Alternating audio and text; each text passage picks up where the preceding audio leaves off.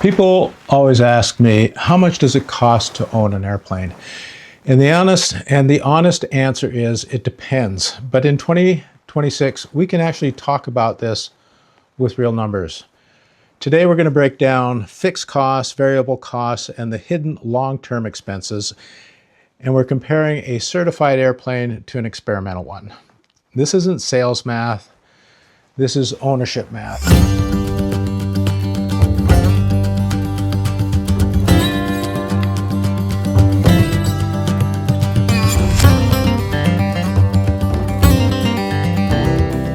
Let's start with the biggest non-negotiable, and that's hangar space. My cost in Medford, Oregon is about $450 a month, which works out to about $5,400 annually. And depending on where you live, this might be cheaper or dramatically more expensive, but it's the cost of protecting your investment.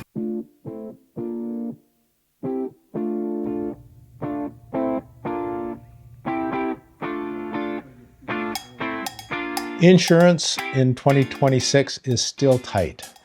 My policy currently is about $2,700 per year.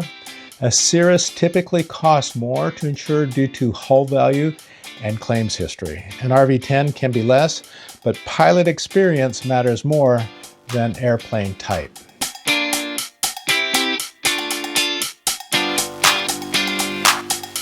Subscriptions feel small, but they stack. For example, ForeFlight is about $390 per year. An AOPA membership is about $238 a year, and EAA is about $75 a year. Top Add Garmin Navigation Database is about $820 a year. None of these are optional if you're flying seriously.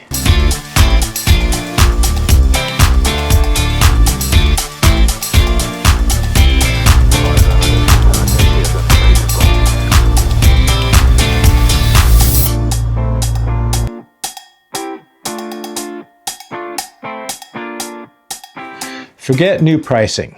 Most owners are shopping used. For example, a brand new SR22 fully loaded with Autoland runs about $1.4 million. A typical used SR22 in 2026 can range from $450,000 to $750,000. Add pre-buy, training, upgrades, and tax. It's a polished turnkey airplane and priced accordingly. With experimentals, build cost is meaningless. What matters is the completed airplane. A used RV10 typically runs $250,000 to $450,000, depending on build quality and what's inside it. You're buying the builder's decisions, discipline, and maintenance philosophy. However, if you're building today, a quick build from Van's Aircraft for an RV10 runs about $116,300. A Lycoming 540 Thunderbolt engine runs over $100,000. An MT prop is going to cost about $21,000. Avionics fully integrated glass panel, top of the line, Garmin IFR set is going to run you closer to $100,000. Paint costs anywhere from $22,000 to $45,000, and a nice interior anywhere from $8,000 to $20,000. Firewall forward and miscellaneous hardware add another $45,000. So right now, just for the parts, you're looking at $380,000 to $500,000 in 2026. And that does not include build time or build assist programs.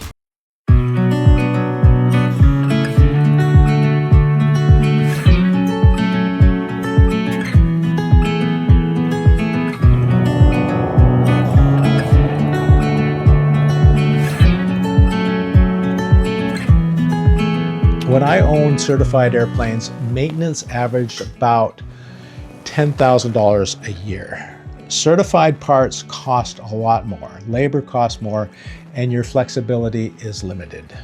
For an annual, they're usually 10 to 12,000 is a good average for those. Okay. Turbocharged aircraft are a little bit more. You add the FIKI, no icing, oxygen system, stuff like that. They add a little bit more here and there.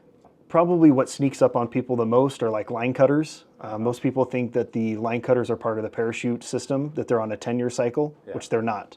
The line cutters actually just looking that up, is set at every 6 years, not 10 years. So the way it's designed is when the parachute deploys, it actually acts as a drag chute. So it shoots out and it drags behind the aircraft for a little bit. Okay. The line cutters hold that in that drag chute position. When the line cutters cut, it then releases the forward straps or the back straps that then allow it to be a top parachute. Oh, gotcha. So they're on a time delay for making it a drag chute to a parachute. How much do those cost? The line cutters are about $1,500. $1,500 in every 6 years. Yep. So they're not crazy, but they are a Chapter 4 item, so they are a requirement. And the chutes have to be replaced Every 10 years. 10 years, and that, how much does that cost currently? They're about $20,000 for the parts and labor together. For everything, okay. That includes the rocket and the parachute. A couple other things are the seat inflators. They have the EMA controller, which is basically the brain box of the inflatable seat restraints. Okay. And then you have the inflators themselves that are in the back of the seats. Those are also on a, the inflatable seat restraints, the inflators themselves are on a 10-year cycle, Okay. depending on the part number, either a 12-year or a 10-year cycle. And then the EMA controller is on a 7-year cycle. Okay. Those are pretty expensive. The EMA is actually $3,500, I think, or right around there. And that's the 10-year or That's the 7-year. 7? A little expensive, but Cirrus is one of the few aircraft that have that as an airworthiness limitation. Yeah. Yeah, it's on the seatbelts on the shoulder straps, and it basically puts up a shield in front of you. Okay. The lifespan for an airframe, double check that here, 12,000 flight hours. So it's hours, Yep. not years. Nope, not years. Strictly by 12,000 flight hours. Okay. Yeah, so Cirruses, they actually have specific requirements for the paint. The wings are one. The fuselage has another paint code. They have specific paints that are only allowed on the airframe and the wings due to heat requirements. Otherwise, what would happen if you put the wrong paint on? It would weaken the structure of the composite. The structure tends to bubble and it loses its bond. Oh, wow. They're a honeycomb structure, basically. It's composite, foam composite, and they're all bonded together. If they lose that strength of bonding, it loses the strength of rigidity there. Sitting out and, Yeah, so when you buy the aircraft, you usually have the option, I think, of a 2-year or a 5-year warranty. okay. So you can choose between those two, as well as you can choose what's called the CMX program, which is a prepaid maintenance program. Basically, it means everything, including the inspections, is under warranty from Cirrus. Okay. So when you fly the aircraft 100 hours, you get to 100 hours, you schedule your inspection, Cirrus pays for the inspection, pays for the parts, and you just grab your airplane and go. Does that save you money, or is it going to cost you more in the long run, or do you have any idea? It probably depends on how much you fly the aircraft. I would say if you're not flying 100 hours per year, it's probably going to cost you more. I would say if you're flying the aircraft quite a bit, you're probably going to come out even with that. Okay. It's more of a blanket protection. If some surprises were to come up, then it would be completely covered on that. I think some even cover tires and brakes, depending on what program you choose. So you work through Cirrus with that? Yeah, that's strictly from the owner and Cirrus. Okay. I I like the Cirrus. A lot of people are misled on cylinders on a Cirrus engine or the Cessna TTX, anything with that TSIO 550. They tend to go through a lot of cylinders. It's not the cylinders or the rings that are usually the issue, it's the valves. Okay. So good valve health is essential to those engines. If you stay up on that, you can get a good lifelong use out of them. So your go-to would be a Cirrus? Yeah, I like they've done really good at innovating avionics and putting the most current stuff in there and using it as a platform to design new avionics as well.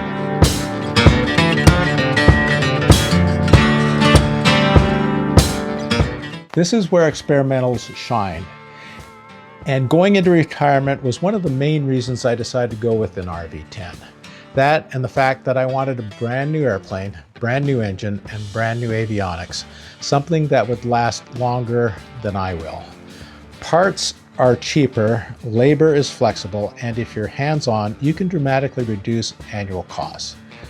But, and this matters, you're buying the build quality, not a factory warranty.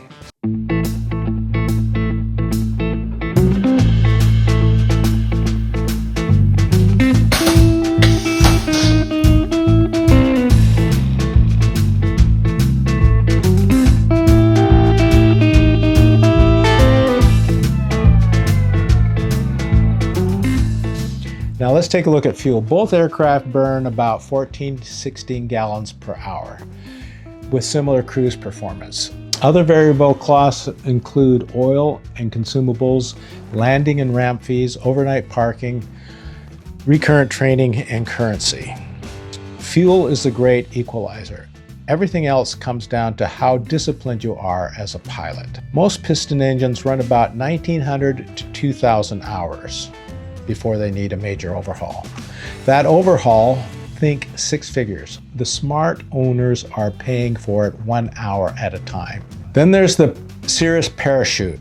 It's incredible, but it's not free. Scheduled repacks and replacements run around $20,000 for G2 and newer, up to $31,000 for earlier models, the G1, because the process requires cutting through the composite fuselage, followed by extensive fiberglass and paint repair.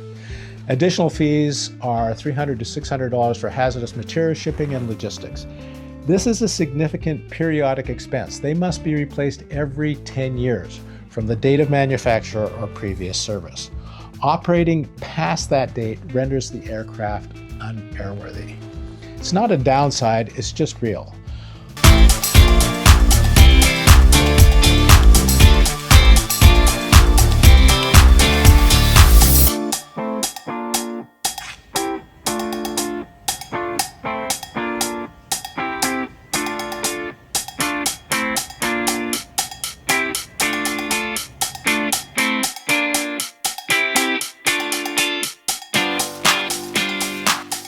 So here's a clean cost per hour breakdown with the following assumptions.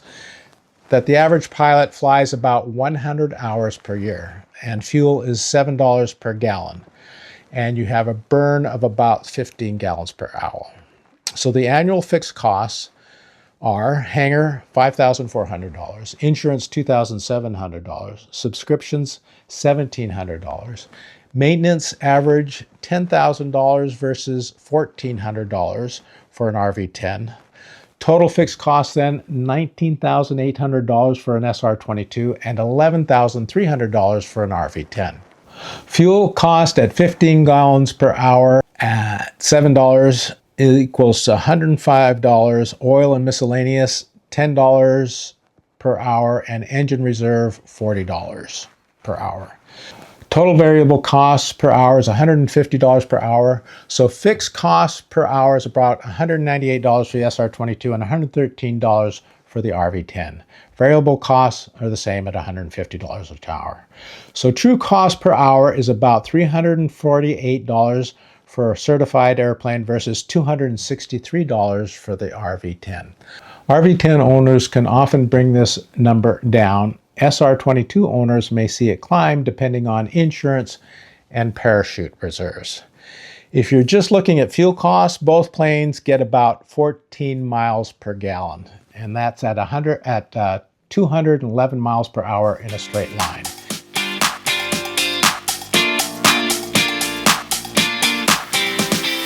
Neither of these airplanes are cheap. The SR22 rewards you with polished support and safety systems. The RV10 rewards you with performance flexibility and lower long-term ownership if you're engaged. The RV10 is going to save you approximately $10,000 to $15,000 per year, depending on whether you do your own maintenance or not. The plane I'm building is a better airplane for me. And in the next episode, we're going to go compare in detail the difference between the SR22 and the RV10 and go fly them both. The real question isn't cost per hour, it's whether the airplane fits how you fly. You don't fly to save money, you fly because you love it and for the convenience. If you're serious about airplane ownership, subscribe to Pilot Getaways. We don't just talk about flying, we talk about living with airplanes. If you enjoyed this episode, please subscribe, hit the like button, and stay tuned for our RV10 versus SR22 in-flight comparison. And thanks for watching. See you in the next episode.